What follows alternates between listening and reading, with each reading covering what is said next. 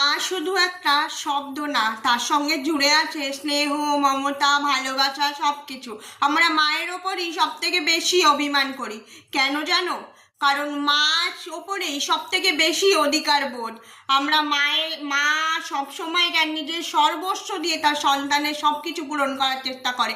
আর আমি আমার মাকে বলতে চাই, মা গো, তুমি আমার কাছে সর্বশ্রেষ্ঠ মা। কারণ তুমি নিজের জন্য কিচ্ছু না ভেবে সবসময় আমাদের জন্য উজাড় করে দিয়েছো।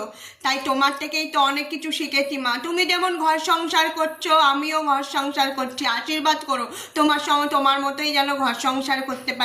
আর তোমার এই অবলা সন্তানকে যদি কোনো ভুল করে থাকে ক্ষমা করে দিও। আর তোমার মতন আমি আরও একটা মাকে পেয়েছি আমার শ্বশুর বাড়িতে এসে, সেটা হচ্ছে আমার শাশুড়ি মা।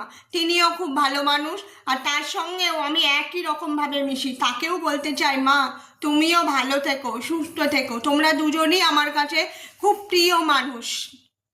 তোমাদের দুজনকেই আমি কখনো হারাতে চাই না মা গো। তোমরা দুজনেই খুব ভালো থাকো। তোমাদের এই মেয়েটা যদি কোনো অন্যায় করে থাকে তাহলে তোমরা শাস্তি দিও, শাসন করো, কিন্তু ভুল বুঝো না। ভুল বুঝে আমাকে ছেড়ে চলে যেও না তোমরা কখনো। তোমরা সব সময় ভালো থাকো। আমার যথাসাধ্য আমি সবসময় চেষ্টা করি তোমাদের মুখে এতটুকু হাসি ফোটাতে। এইটুকুই আশীর্বাদ করো, এইভাবেই যেন আমি তোমাদের পাশে থাকতে পারি। আমি অনেক ছোট বয়সে আমার শ্বশুর বাড়িতে গেছি। সেখানে গিয়ে আমি আমার শ্বশুর বাড়িটা কখনোই শ্বশুর বাড়ি মনে করিনি। মা বাবাকে যেমন দেখেছি ওখানে শ্বশুর শাশুড়িকেও ওই রকমই দেখেছি। তাই আমি যা মনে করি যে আমি ওখানে আমি মেয়ে হয়ে উঠতে পেরেছি কিনা সেটা আমার শাশুড়ি শ্বশুরই বলবে যে আমি ওনাদের মেয়ে হয়ে উঠতে পেরেছি না কিনা।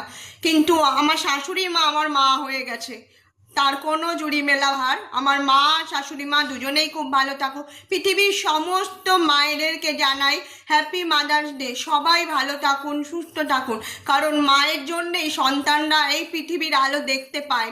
এই সুন্দর সবুজ পৃথিবীটা আমরা দেখতে পাই, এটা মাকে জানাই, মা গো, তোমার কোনো ঋণ আমরা কখনো শোধ করতে পারবো না। মায়ের ঋণ কখনো শোধ করা যায় না মা গো।